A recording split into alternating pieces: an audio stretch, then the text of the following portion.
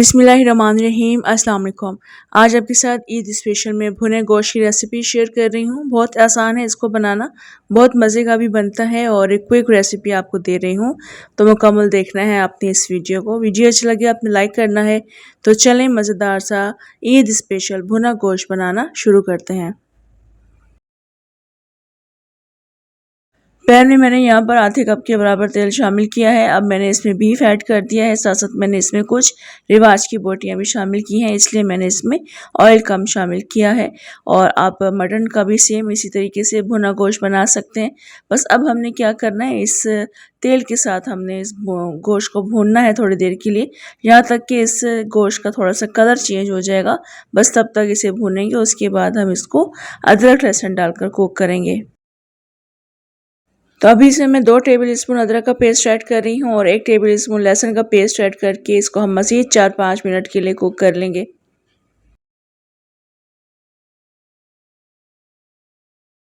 तो ऐसा गोश्त मैंने अदरक और लहसुन के साथ 4 to 5 मिनट्स के लिए कुक कर लिया है। अब हम इसमें तमाम साबुत गरम मसाले कम मिकदार में ऐड कर देंगे।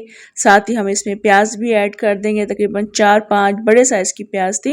इसके अलावा हम इसमें टमाटर ऐड कर देंगे, तकरीबन 4-5 ही मैंने टमाटर लिए थे जो कि रफली काट कर ऐड कर दिए हैं।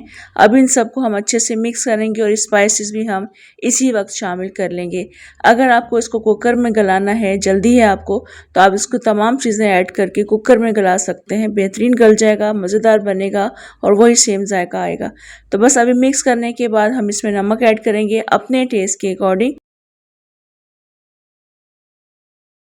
और इसमें 3 से 4 टीस्पून के बराबर मैं कुटी हुई मिर्चों का भी इस्तेमाल कर रही हूँ। अगर आप इसमें साथ साथ पिसी हुई मिर्चें भी ऐड करना चाहते हैं तो वो भी ऐड कर सकते हैं, या दोनों मिर्चों में से कोई एक मिर्च भी आप डाल सकते हैं। कुटा हुआ धनिया ऐड कर रही हूँ, ये भी 3 से 4 टीस्पून के बराबर, और हाफ टी स्पून इसमें हल्दी शामिल कर देंगे और अच्छे तरीके से दोबारा से इसको मिक्स करेंगे और कवर करके रख देंगे थोड़ा सा पानी डालकर, ताकि ये गोश्त गल जाए। गोश्त जल्दी गल जाता है तकरीबन 1 से 1.5 घंटे में। तो बस सब चीज़ों को अच्छे से मिक्स करेंगे। मैं इसमें 1 गिलास के बराबर पानी ऐड करूंगी और उसके बाद मैं इसको गलने के लिए छोड़ दूंगी बिल्कुल धीमी आंच पर। आप देख सकते हैं टमाटर जैसे ही नरम हुए हैं, टमाटरों ने भी पानी रिलीज कर दिया है और मैंने एक्स्ट्रा 1 गिलास पानी शामिल कर दिया है। और इसको गलने के बाद मैं आपको कंडीशन दिखा रही हूँ। इस वक्त आप देख सकते हैं यहाँ पर माशाल्लाह बहुत बेहतरीन मज़ेदार सा भुना गोश्त बिल्कुल रेडी हो चुका है। ये क्विक मज़ेदार रेसिपी आपको दे रही हूँ, बहुत टेस्टी बनता है। इस तरीके से आप सब चीज़ें ऐड करके रख दें। तो यहाँ पर देखें गोश्त गल चुका है और अब हमने बिल्कुल लास्ट में कुछ कटी हुई और कुछ साबुत हरी मिर्चें ऐड करनी है, हरा धनिया ऐड करेंगे और पिसा हुआ गरम मसाला ऐड करके इसको मिक्स करके आप कवर करके रख दीजिएगा थोड़ी देर के लिए, और उसके बाद आप इसको सर्व कर सकते हैं। चूँकि ये भुना गोश्त है, इसमें पानी ऐड नहीं किया जाता, तो इतना जितना भी पानी आपको नज़र आ रहा है बिल्कुल इनफ है। इसके अलावा आप एक्स्ट्रा पानी शामिल मत कीजिएगा।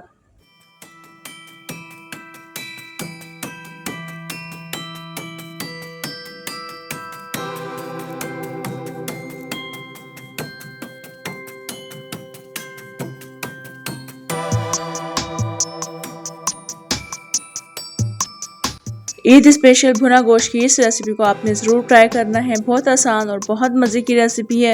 इंशाल्लाह आपको रेसिपी बहुत पसंद आएगी। कमेंट, लाइक, शेयर भी आपने ज़रूर करना है। इजाज़त दें मुझे, इंशाल्लाह दोबारा आऊँगी एक और बहुत मज़ेदार रेसिपी के साथ। अल्लाह हाफिज़।